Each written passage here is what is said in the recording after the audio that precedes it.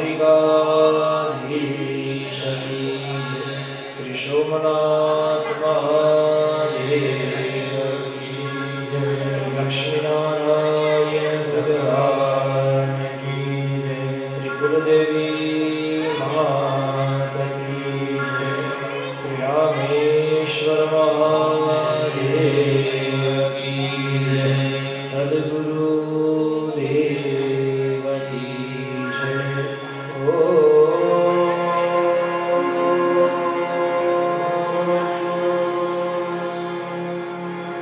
નમઃ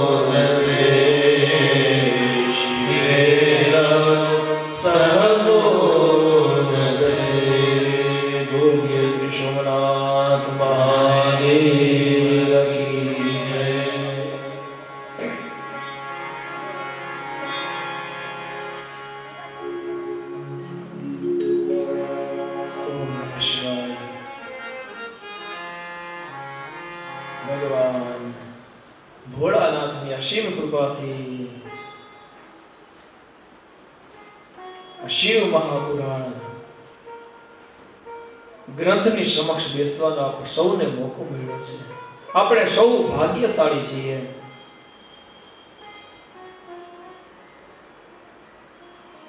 આજે શિવ મહાપુરાણ ગ્રંથ એટલે સાક્ષાત શિવની સમક્ષ સમ્મુખ એને બેસવાનો મોકો મળ્યો છે. ભગવાનની અસીમ કૃપા. અને ખાસ તો કહેવાનું મન થાય કે ચંપાબેન ગોવિંદભાઈ મહેતા એનો યત્ન, એની ઈચ્છા હતી અને એની ઈચ્છા જે ફળી અને આજે બધાને એના ફળ સ્વરૂપે મળ્યું છે. જેમ આંબો છે તે કોઈ એકે વાવ્યો હોય, એનું જલ સિંચન કરી કરી કરી કરી અને મોટો કરે અને જ્યારે 10 વર્ષ થાય ને પછી એના ફળ બધાને મળે અને બધાને એના મધુર ફળ મળે. વાવનાર એક છે એની જેમ વર્ષો પહેલાનો કરેલો સંકલ્પ છે આજે ફળીભૂત થયું અને એના ફળ સ્વરૂપે બધાને આ કથા ગંગાનો પાન મળ્યો છે. તો આવા મંગલમય જે આયોજન કરતા છે સર્વના હૃદયમાં બિરાજમાન ભગવાન મહાદેવને વંદન કરી કથાનો પ્રારંભ કરી. વિદ્યેશ્વર સંહિતા છે ભગવાનના ચરણમાં અર્પણ કરી અને રુદ્ર સંહિતાનો જે સૃષ્ટિ ઉપાખ્યાન ખંડ છે એ પ્રથમ ભાગ છે એનો પ્રવેશ કરીએ. વ્યાસજી મહારાજ મંગલાચરણ કરે છે એમાં પાછું જગતઃ પિતરં શંભું જગતો માતરં શિવા તત્પુત્રં ચ ગણાધીશં નત્વેતવર્ણયામહે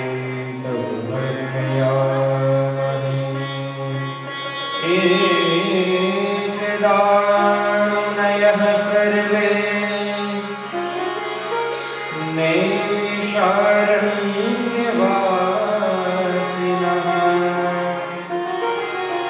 પપ્રચ્છુર્વરયા ભક્ત્યા સૂतं તે સોનકાદયઃ.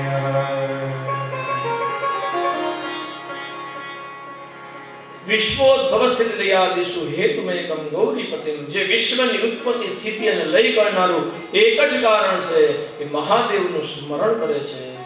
માયમ આશ્રય, માયામાં જે આશ્રય છે અને જેના લીધે માયા દ્વારા આખું બ્રહ્માંડ વ્યાપ્ત છે.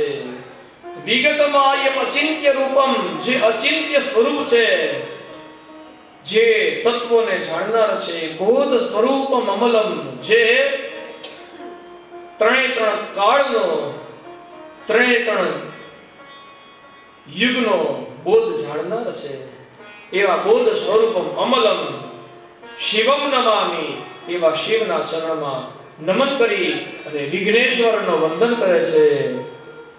ભગવાન શિવ અને માં પાર્વતીને વંદના કરી અને બતાવે છે કે પ્રયાગ તીર્થમાં શુતજી મહારાજ સૌનકાદિ ઋષિઓ સાથે જે સંવાદ ચાલે છે એમાં સૌનકાદિ ઋષિમુનિઓ છે એ પ્રશ્ન પૂછે છે જે શુતજી મહારાજને કે હે શુતજી મહારાજ, તમે જે મહાદેવની જે અસીમ કૃપાથી જે કથા શ્રવણ કરાવેલ છે એ સાંભળતા સાંભળતા અમારા જે કર્ણ છે એને હજી સંતુષ્ટ તૃપ્તિ નથી થતી. તો આ કથારૂપી અમૃત છે એ પીવા માટે વધારે ઉત્સુક છીએ અને તમે સર્વજ્ઞ છો.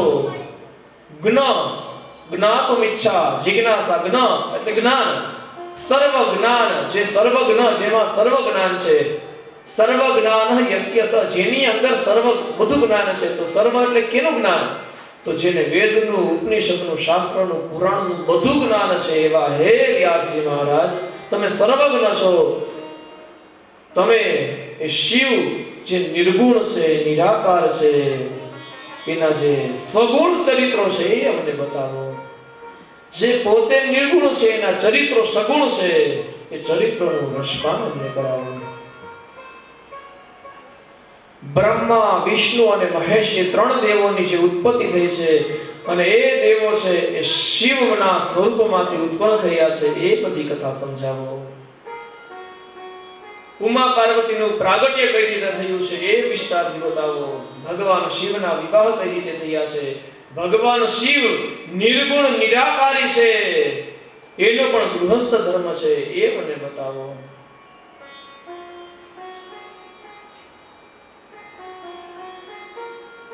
ભગવાન શિવની જે મંગલકારી કથા છે, જે ગંગાની જેમ સમસ્ત જીવને પાવન કરનારી છે, એ કથા અમને બતાવો.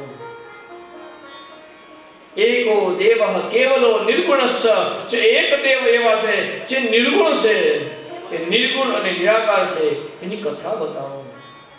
જે આ પ્રમાણે શૌનકાદિ ઋષિમુનિઓ સુતજી મહારાજને પૂછે છે, ત્યારે સુતજી મહારાજ કહે છે, સાવધાન તયા શૃણુ, સાવધાન થઈને સાંભળો.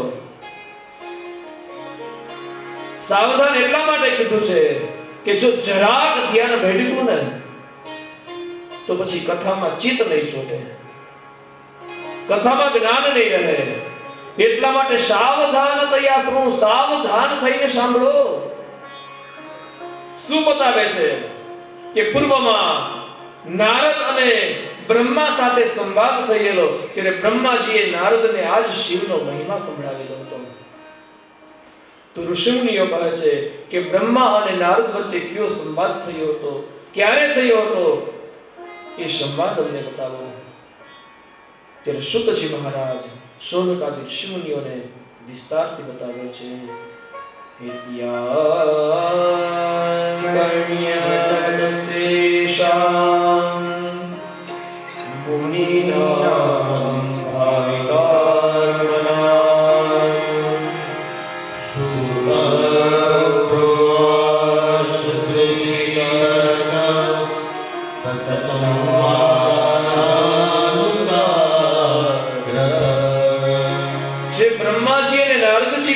સંવાદ થયો છે એ ક્યાં થયો છે, કઈ રીતે થયો છે, અને સંવાદમાં બ્રહ્માજીએ નારદને શું ઉપદેશ કર્યો, આવા બધા પ્રશ્નો શૌનકાદિ ઋષિમુનિઓ સુતજી મહારાજને કહે છે. ત્યારે સુતજી મહારાજ એ વિસ્તારથી જે નારદની કથા છે બતાવે છે. એકસ્મિન સમયે વિપ્રા નારદો મનિષત્તમઃ બ્રહ્મપુત્રો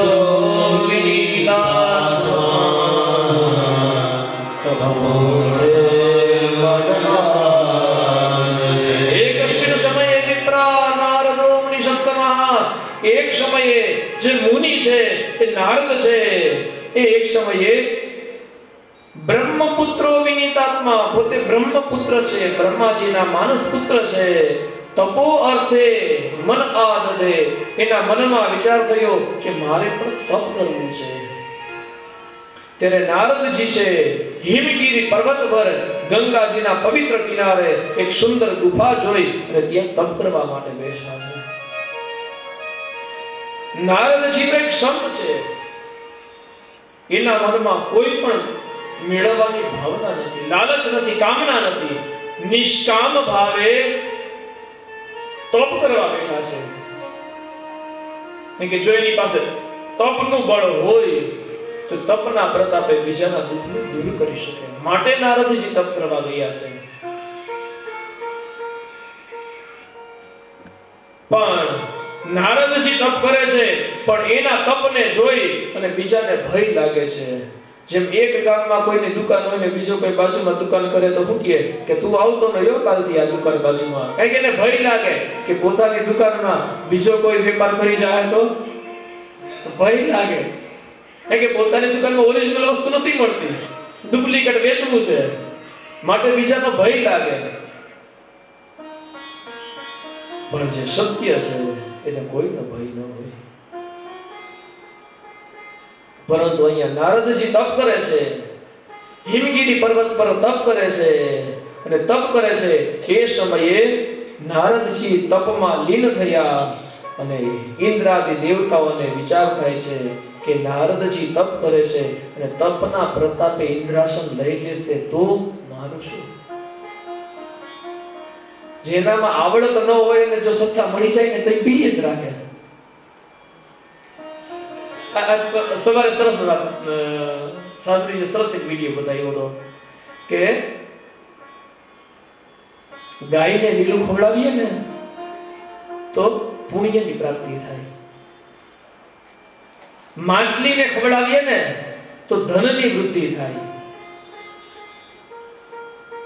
કાગડા અને કૂતરાને ખવડાવીએ ને તો પિતૃઓ તૃપ્ત થાય, પણ જે અયોગ્ય છે એને વોટ દઈએ ને તો આ બધું પુણ્ય ધોવાઈ જાય. હિન્દુ ધર્મને ટકાવી રાખવા આપણે હિન્દુ છીએ સમજવું જાણવું. અયોગ્યને જો અપૂજ્યા યત્ર પૂજ્યન્તે પૂજ્યા પૂજ્ય વ્યતિક્રમઃ, શાસ્ત્રમાં પણ એનું પ્રમાણ છે.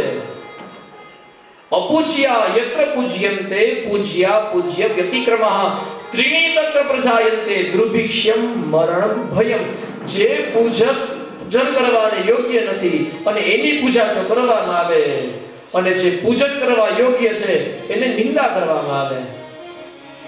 કોઈ સાધુ સંત મહાત્મા હોય એને પૂજા કરવાની બદલે એને પાછળ બેસાડી દેવામાં આવે, અને કોઈ ધનવાન શ્રીમંત હોય ભલે ઉપલી ખોપડી હાવ ખાલી મૂર્ખ હોય પણ ખાલી સત્તાના લોભે એને ઉપર બેસાડી એની પૂજા કરવામાં આવે ને તો તે ત્રણ વસ્તુ થાય: દુર્ભિક્ષમ, મરણ અને ભયમ.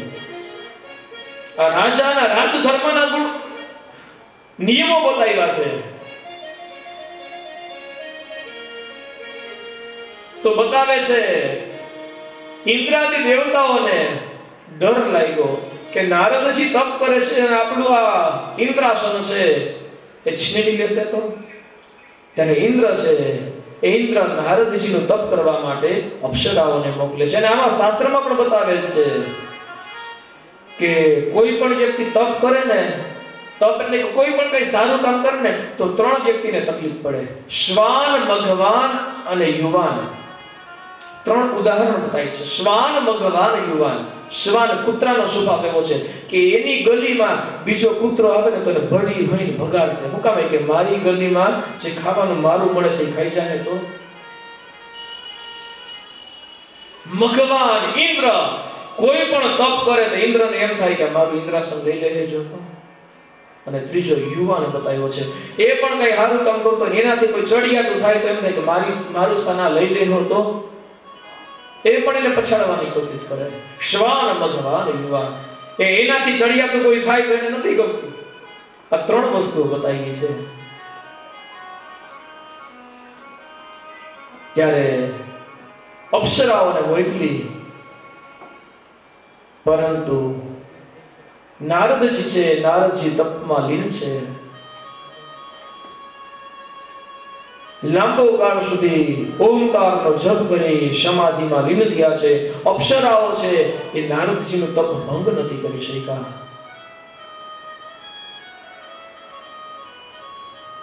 અને ઇન્દ્રનું ઇન્દ્રાસન ડોલવા લાગ્યું છે.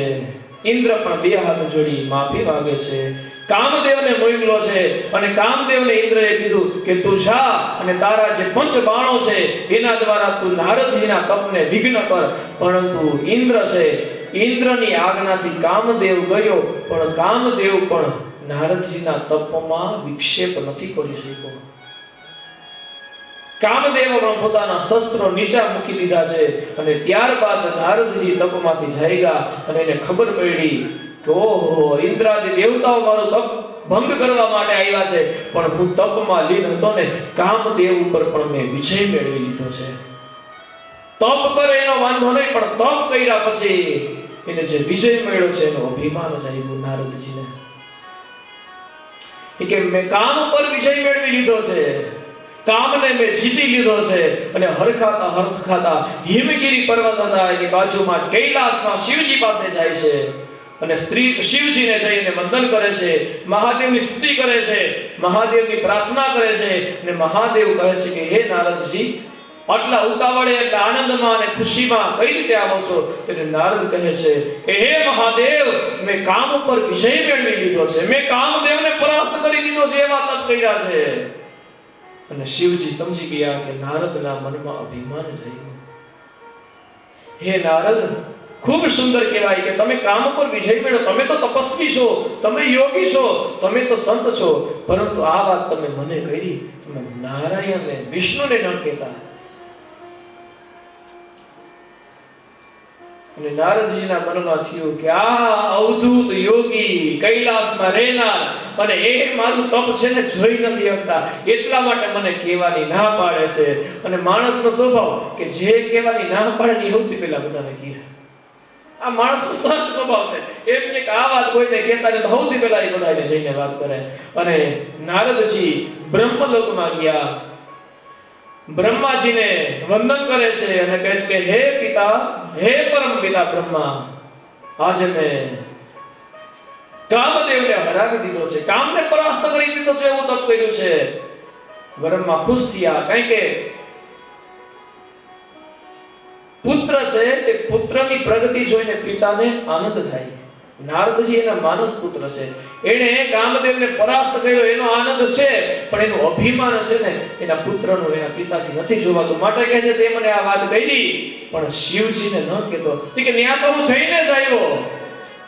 એ કે તો બહુ મોટી ભૂલ કરી. ભલે શિવને કીધું પણ નારાયણને નહીં કહેતો.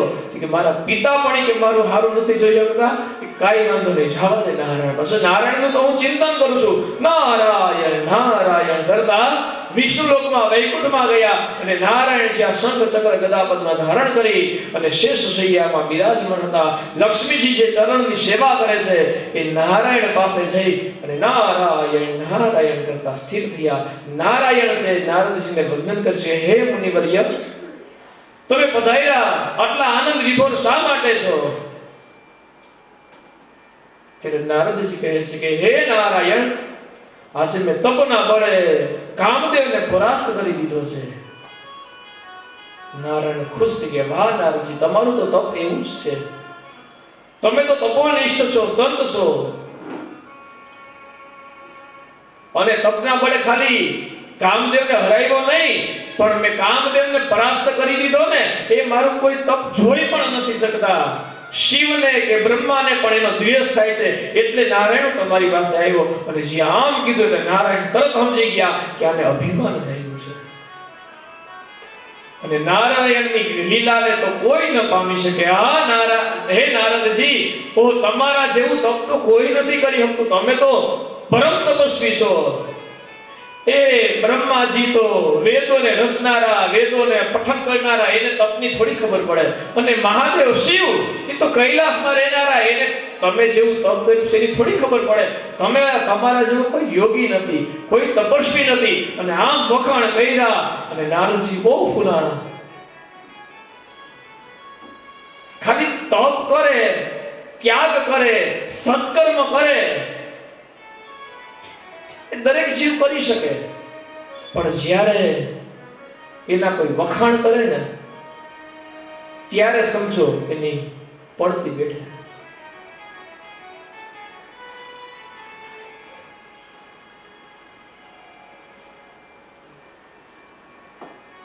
સુંદર મજાની કથા છે. 92 લાખ માણવાનો ધણી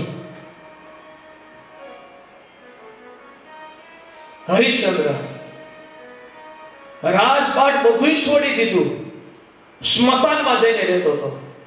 3 દિવસ લગી કઈ ખાવા ન મળ્યું. 3 દિવસે કોઈની અસ્થિ આવી, ત્યાં અગ્નિદાહ કર્યો અને એનો જે રોટલો હતો ને, રોટલો ને ખીચડીની આવ્યા તો વિચાર થઈ કે ખાઈ લઈએ. હાથમાં જ્યાં લેવા ગયા ને ત્યાં આ બાજુ ભવાનીએ શિવજીને કીધું, આ જોયો તપસ્વી કેવો છે, એને આટલું રાજપાટ હતું બધું ત્યાગી દીધું. શિવજી કે દેવી, સર્ટિફિકેટ આપવામાં ઉતાવળ ન કરાય.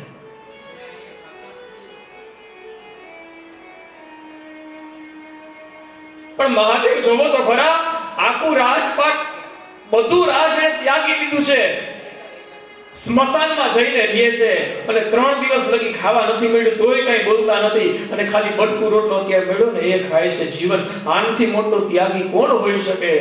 દેવી, ચાલો તમને હું પ્રત્યક્ષ બતાવું. પાર્વતીને લઈ અને એક બ્રાહ્મણનું રૂપ, યોગી રૂપ લઈને આવ્યા અને કહે છે કે ભિક્ષામ દેહી.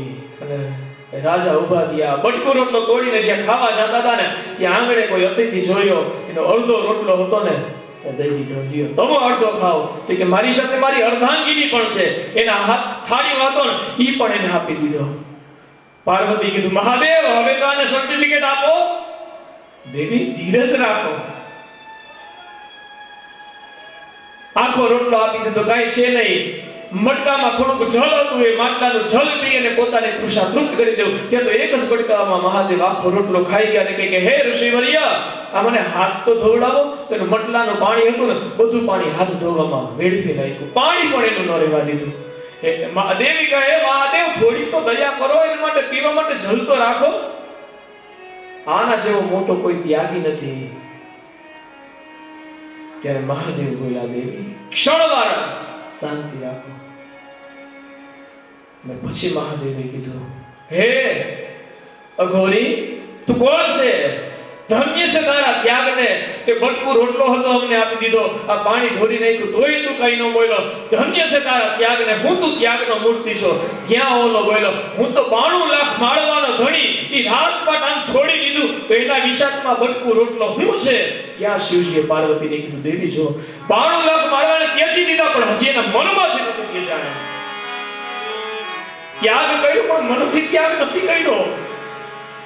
ઘણા કહે કે મંદિરમાં મેં લાખ રૂપિયા આપ્યા ને મારી પાસે જો અહીંયા લાખ રૂપિયા મેં આપ્યો, કેવું નિષ્ફળ.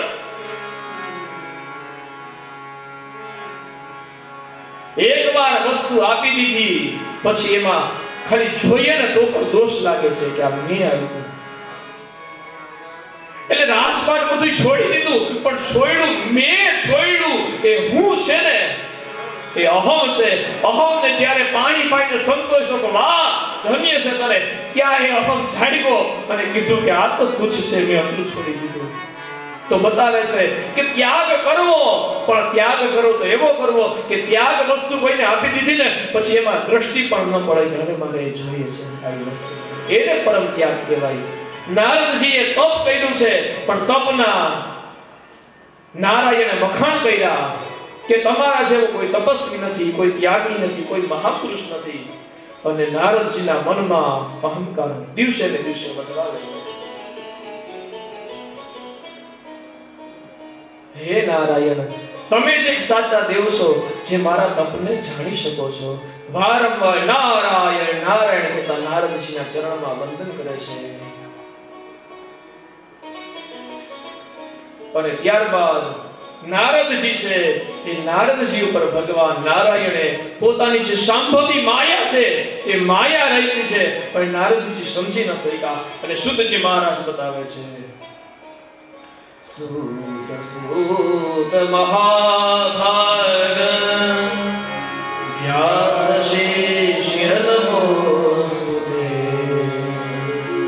અદ્ભુતેયં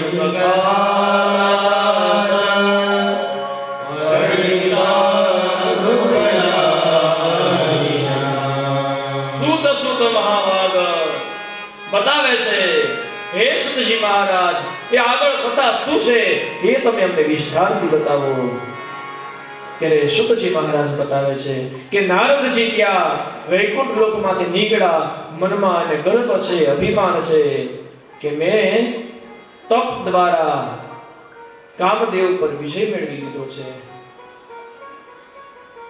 અને એ સમયે શિવજીનું સ્મરણ નારાયણે કર્યું અને શિવજીની આજ્ઞા લઈ અનુમતિ દ્વારા પોતાની શાંભવી માયા છે એ માયાનો નારાયણે પ્રયોગ કર્યો છે. અને નારદજી જતા હતા એના રસ્તામાં જ એક સુંદર મજા નગરની રચના કરી છે. અને નગરનો શિલનિધિ નામનો રાજા છે, એ રાજા રાજ્ય કરે છે. એને સુંદર મજાની જે કુંવરી છે એ કુંવરીની સાથે તે નગરચર્યામાં નીકળ્યા હતા. અને એ સમયે જ નારદજી ત્યાંથી નીકળે. નારદજીનું ધ્યાન પડ્યું અને શિલનિધિ રાજાએ નારદજીને વંદન કર્યા. હે તપોનિષ્ઠ, હે ઋષિવર્ય, હે બ્રહ્મર્ષિ, હે દેવર્ષિ નારદ, તમને વંદન હો. નારદજી તો તપોના મદમાં લીન હતા. આશીર્વાદ કરતા ગયા. ત્યારે રાજા કહે છે કે તમે પધાર્યા છો, તમારા રાજભવનમાં આવી અને પાવન કરો. આગતા સ્વાગતા કરી, એના ચરણ પખાડ્યા, પીવા માટે જલપાન આપ્યા છે, સુંદર મજાના પકવાન જમાડ્યા છે. નારદજી દેવર્ષિની શિલનિધિ રાજાએ સેવા કરી અને ત્યારબાદ કહે છે કે હે ઋષિવર્ય, અમારા રાજભવનમાં પધાર્યા છો તો અમને આશીર્વાદ આપો. નારદજીએ આશીર્વાદ આપ્યા. ત્યારે શિલનિધિ પાછા કહે છે કે અમને આશીર્વાદ આપ્યા, પણ મારી આ જે પુત્રી છે ને એ પુત્રી ઉંમર લાયક થઈ છે, એ સુંદરી છે, એના તમે જોશ જુઓ કે નારદજી એનો હાથમાં લીધો જોવે છે અને એના સ્વરૂપમાં નારદજી પણ મોહન. એ રાજા કહે છે કે મારી દીકરીના લગ્ન કરવા છે, એના માટે કોઈ ઉત્તમ વર હોય તો તમે બતાવો.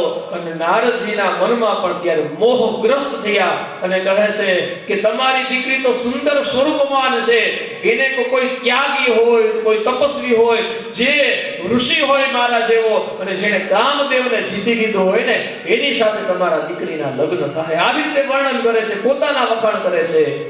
આત્મશ્લાઘા પરંતા પાપઃ, જે આત્મશ્લાઘા કરવી એ મોટામાં મોટું પાપ બતાવ્યું છે. નારદજી આજે પોતાના વખાણ કરવા લાગ્યા. કહે હે ઋષિવર્ય, તમે થોડો સમય માટે અહીંયા જ રહી જાઓ, કે મારી દીકરી માટે મેં સ્વયંવર રચ્યો છે. નારદજીએ આશીર્વાદ આપ્યા છે અને સ્વયંવર રહીજો. અને ખબર પડી કે સ્વયંવર છે અને સ્વયંવરનો મતલબ સ્વયંવર. સ્વ એટલે પોતે, પોતાની જાતે જ કન્યા છે એ યોગ્ય વરને શોધે, એનું નામ સ્વયંવર. નારદજીના મનમાં વિચાર થાય છે કે સ્વયંવરમાં સ્ત્રી છે એ નારીને આકર્ષણ હોય ને તો સૌંદર્ય છે. નારીને સુંદરતા ગમે તો હું સુંદરતા જો પ્રાપ્ત કરી લઉં ને તો આ સ્ત્રી મને મળે.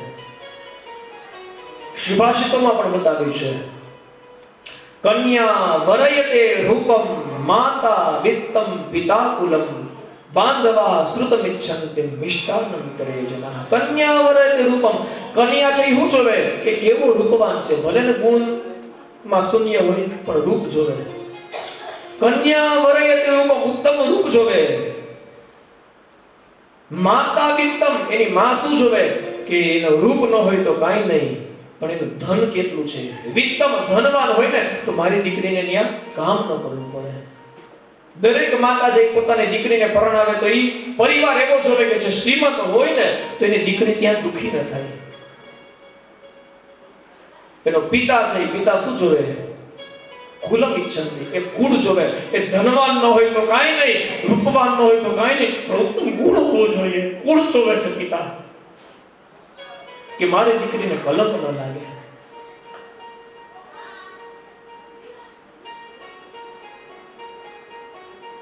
કન્યા વરયતે રૂપમ, કન્યા છે એ રૂપ જોવે છે. તો શું કરવું? રૂપ મેળવવા માટે રૂપેશ્વર નારાયણ પાસે ગયા નારદજી. અને નારાયણ છે એ નારાયણના ચરણમાં જઈને વંદન કરે છે કે હે નારાયણ, તમને વંદન. નારાયણ નારાયણ કરતા વંદન કરે છે. અને નારાયણ કહે છે કે હે મુનિવર્ય, આટલા ખુશ દેખાવ છો, શું વાત છે? કે હે નારાયણ, તમારી પાસે એક અપેક્ષા છે, તમે પૂરી કરો તો. હા નારદજી, તમારા જેવો કોઈ તપનિષ્ઠ ત્યાગી નથી, કામદેવને જીતેલો હોય, એને પાસે તો શું કઈ ઈચ્છા અધૂરી હોય, છતાં પણ તમે કયો એ તમને આપું. હે નારાયણ, જો તમે મને પ્રસન્ન થયા હોય ને તો મને તમારા જેવું રૂપ આપો. નારાયણ સમજી ગયા કે આ શાંભવી માયાનો પ્રયોગ યોગ્ય થયો છે. કે હે નારદજી, તમારે આ રૂપની શું જરૂર પડી? તો કહેવાય તો નહીં કે મારે પૈણવા જવું છે કે કાંઈ નહીં. નારાયણ, તમારો હું ભક્ત છું અને તમારો ભક્ત છે, તમારા જેવો રૂપવાન લાગે તો સારું લાગે ને, એટલા માટે તમારા જેવું રૂપ જોઈએ છે. એટલે નારાયણ છે, નારાયણ સમજી ગયા અને નારાયણે આશીર્વાદ આપ્યો. શ્રેષ્ઠ દેશ મુનિમ ગચ્છ કરિષ્યામિ હિતમ તવ, કે હે મુનિવર્ય, તમે જે શ્રેષ્ઠ દેશમાં જાવું હોય ત્યાં જાઓ, હું તમારો હિતમ ઈચ્છા, તારો જેવું હિત થાય એવું હું કરીશ. યથા યસ્ય હિતમ પ્રિયતયમ તથા, કે તમારું જેમાં હિત થાય ને એવું હું તમને રૂપ આપું છું. આમ કહીને નારાયણને આશીર્વાદ આપ્યા. અને નારદજી વિચાર કરે છે કે નારાયણે મને આશીર્વાદ આપ્યા છે એટલા માટે હું પરમ રૂપવાન બન્યો છે.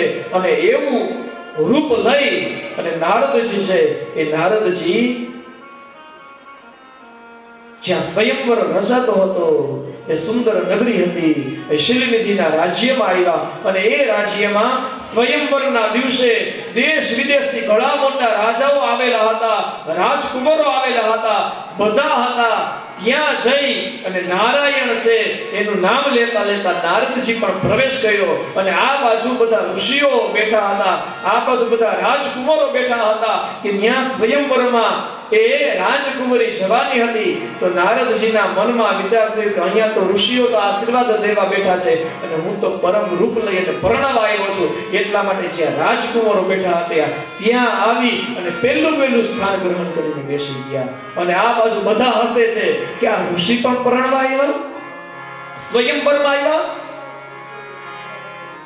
અને એ સમયે એ જે શિવનિધિની જે પુત્રી છે હાથમાં માળા લઈ અને નીકળ્યા છે સ્વયંવરમાં. સર્વપ્રથમ નારદજીને જોયા અને નીચું મોઢું કરીને આગળ વધી ગયા. નારદજી તો ઊંચા નીચા થતા કે હમણાં આવશે મને વરમાળા પહેરાવશે, પણ નારદજી આમ જોયા વિના આગળ ગયા. એમાંથી ઘણા બધા રાજવીઓ હતા એને ટપી અને જે આગળ ગયા તો ત્યાં સાક્ષાત ભગવાન નારાયણ છે. એ નારાયણ વિષ્ણુ ભગવાન છે, બિરાજમાન હતા. વિષ્ણુ ભગવાનના ડોકમાં એને માળા છે, વરમાળા આરોપણ કરી છે અને વિષ્ણુ ભગવાન સાથેના વિવાહ થયા. અને આ દ્રશ્ય જોઈ અને નારદજીના મનમાં ક્રોધ આવ્યો કે નારાયણે મને સુંદર રૂપ આપ્યું અને પોતે પણ અહીં આવ્યા છે. અને વિચાર થયો કે મેં એને વાત નહોતી કરી કે મારે પરણવા જવું છે, પણ એની પણ ઈચ્છા છે આવ્યા હશે. પણ નારાયણની પહેલા તો હું બેઠો તો મને કેમ વરમાળા ન પહેરાવી? અને એ સમયે શિવના બે રુદ્ર ગણો હતા, એને સામું જોયું અને નારદજીને કહે કે હે નારદ, પેલા તમારો મુખાવલોકન તો કરો. આમ કહીને હાસ્ય કર્યું અને નારદજી છે, નારદજીએ બાજુમાં જે જલ હતું એ તળાવ હતું, તળાવમાં પ્રતિબિંબ જોયું, તેમાં વાનરનું મુખ દેખાણું અને નારદજી કોપાઈ માંગ્યા કે ઓ નારાયણ, તમે મારી સાથે દગો કર્યો છે. તમારે જો રૂપવતી કન્યાને પરણવું હોય તો પરણી જાઓ, પણ મને હું કરું શા માટે આપ્યું છે? નારદજી આજે કોપાઈ માંગ્યા છે અને આજ ભગવાનની માયા છે. અહો પ્રભુ અચરજ માયા તમારી, આ ભગવાનની અચરજ માયા છે. ઓ પ્રભુ અચરજ માયા તમારી, ઓ પ્રભુ અચરજ માયા તમારી.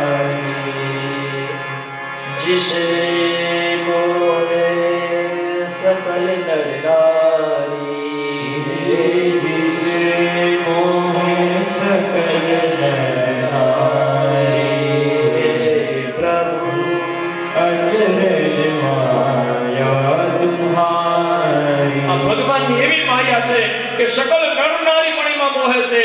બ્રહ્મા વિષ્ણુ શંકર દેવતાઓ પણ ભગવાન નારાયણની માયામાં મોહાય છે. કે ભગવાનની જે માયા છે એ માયાનું સ્વરૂપ કોઈ નથી જાણી શકતા. ભગવાન નારાયણે શાંભવી માયાનો પ્રયોગ કર્યો હતો કેના માટે? નારદજી છે, નારદજીના મનમાં અભિમાન હતું. અભિમાનને ભાંગવા માટે, અભિમાનને તોડવા માટે એક સંત છે, એ સંત એ પોતાનું સંતપણું ન ત્યજી દે માટે નારાયણે પોતાની માયાની રચના કરી હતી. અને એ માયા દ્વારા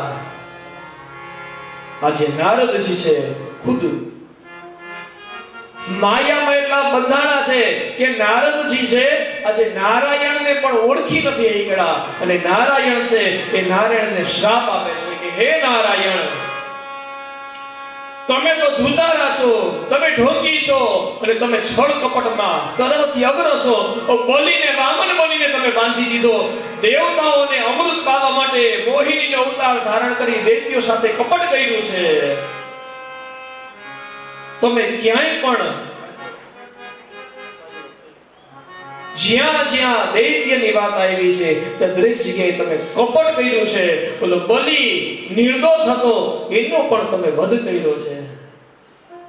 હિરણ્યકશિપુ છે એને મારવા માટે સ્તંભમાંથી પ્રગટ થયા હતા. હે ભગવાન, તમે દરેક જગ્યાએ કપટ કરો છો અને મારી સાથે પણ કપટ કર્યું છે. મને વાનરનું મુખ આપ્યું અને એ સમયે હું લગ્ન કરવા માટે આતુર હતો અને સ્ત્રીનો વિયોગ કરાવ્યો. હું પણ તમને શ્રાપ આપું છું કે તમને પણ તમારા સ્ત્રીનો કાંતાનો વિયોગ થાય. અને આજે મને વાનરનું મુખ આવ્યું ને, એ વાનર જ તમારા સહાયક બને. નારદજીએ શ્રાપ આપ્યો છે અને શિવના જે રુદ્ર અનુચરો જે બે હતા એ બંનેને શ્રાપ આપે છે કે તમે દૈત્ય બનો. અને નારદજી ત્યારે માયાગ્રસ્ત છે, મોહગ્રસ્ત છે, કામાંધ બન્યા છે, એટલા માટે શ્રાપ આપ્યો છે.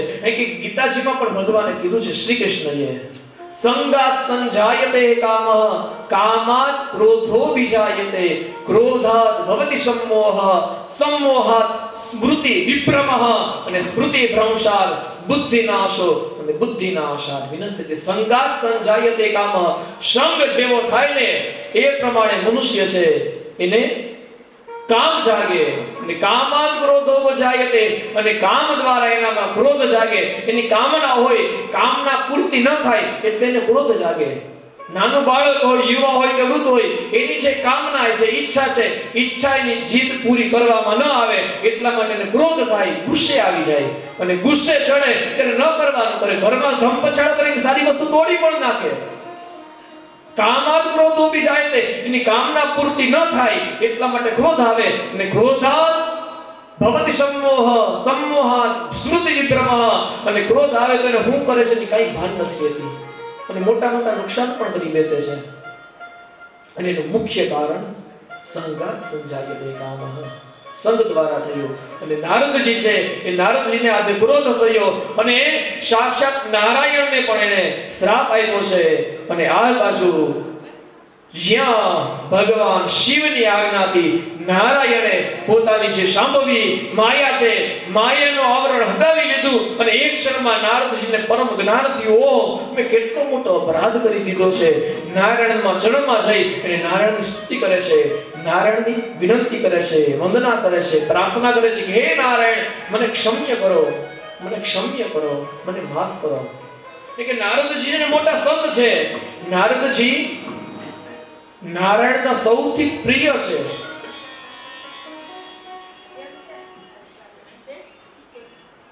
તવ સ્નેહાત મહામાયા, તમારા પ્રત્યે સ્નેહ હોવાથી હું તમને દર્શન બતાવું છું. આ પ્રમાણે કહી અને સ્કંદ પુરાણમાં બતાવેલું છે. સ્કંદ પુરાણમાં ઉલ્લેખ છે કે નારદજીએ નારાયણને પૂછેલું કે કળિયુગના મનુષ્ય છે, એને પાપને દૂર કરવા માટે ઉત્તમમાં ઉત્તમ કોઈ વ્રત હોય તો બતાવો.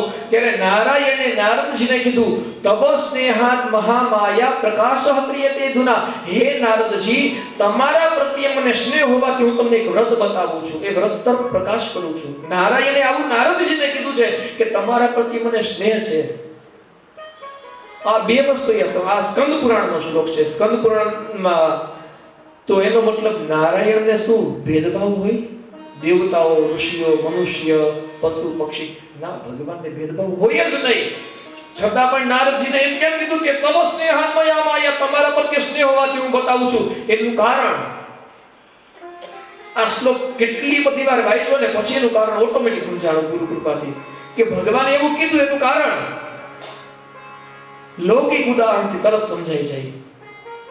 એક જ માતા પિતાના બે સંતાન હોય તો માતા પિતાના બે સંતાન એક સરખા જ પ્રિય હોય, એમાં કઈ ભેદભાવ ન હોય. પણ જે સંતાન છે એની આજ્ઞાનું પાલન કરે એને વધારે પ્રિય લાગે, અને જે આજ્ઞાનું ઉલ્લંઘન કરે એને અપ્રિય નથી પણ એના પ્રત્યે વધારે રાગ નથી. જે એની આજ્ઞાનું પાલન કરી અને એની આજ્ઞા પ્રમાણે જ કરે છે, અભ્યાસ કરે છે, દરેકની કાર્ય કરે છે, વડીલોનો આદર સત્કાર કરે છે, તો એ માતા પિતા કોઈ પણ જગ્યાએ જાય ને તો એ બાળકનું વધારે ધ્યાન રાખશે, કેર કરશે, સાથે લઈ જશે. પણ ઓલો બીજો બાળક છે એને અપ્રિય તો નથી જ, જેને કહ્યા નથી, જે તો બંને પ્રત્યે પ્રેમ પણ ઓના પ્રત્યે સ્નેહ વધારે છે. તો નારાયણ છે, સમસ્ત આખું બ્રહ્માંડ છે એ નારાયણનો સૃષ્ટિ છે.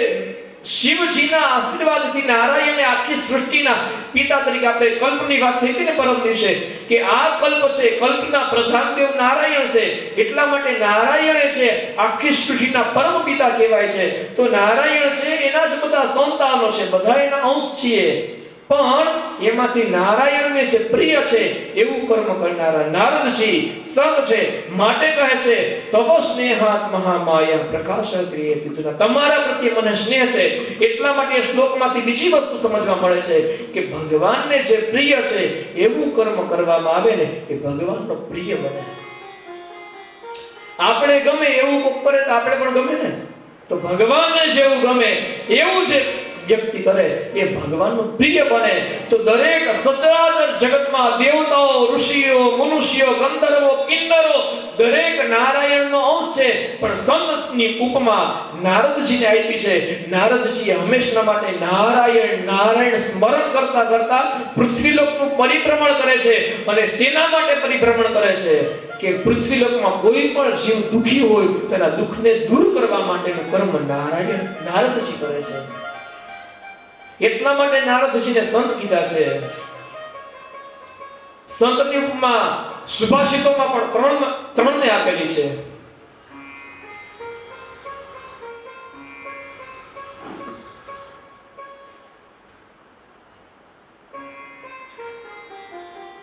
જે નદીઓ છે એ નદી પોતાનું પાણી પોતે નથી પીતી. પરોપકારાય વહંતિ નદ્યઃ, પરોપકારાય ફલંતિ વૃક્ષઃ, પરોપકારાય દુહંતિ ગાવઃ અને પરોપકારાય સ્તમ વિપુતય. પરોપકારાય વહંતિ નદ્યઃ, નદીઓ છે એ નદીઓ પોતે પોતાનું પાણી પોતાના માટે નથી પીતી, પણ કેના માટે? એ બીજા બધાને તૃપ્ત કરવા માટે નદીઓ વહે છે. એની જેમ ઝાડવા છે એ પોતે પોતાના, કોઈથી જોયું કે આંબાઈ બેઠા બેઠા પોતાની કેરીઓ ખાધી હોય? જોયું કોઈથી? એ પોતા માટે ફળ નથી ખાતો, પણ બીજા જે છે એને કોઈ પાણી આપે કે ન આપે, કોઈ પથ્થર ફેંકે ને એને પણ પોતાનું ફળ આપે છે. એ તપ છે, કરે છે, ટાઢ તડકો વર્ષા સહન કરી અને ઊભી અને બધાને ફળ આપે છે. માટે વૃક્ષને પણ સંત કીધા છે અને ગાય છે એને પણ સંત કીધી છે કે પરોપકારે દુહંતિ ગાવ. ગાય પોતાનું અમૃત સ્વરૂપ દૂધ છે એ પરોપકાર માટે રહે છે. અને આપણા સંતો છે એટલે આ જ વસ્તુ ભજનમાં પણ કીધી છે. જાણવા પોતે રે પોતાના ફળ નથી ખાતા રે, ઉપકારી એનો આત્મો રે. જગતનો રૂવાણા મોટા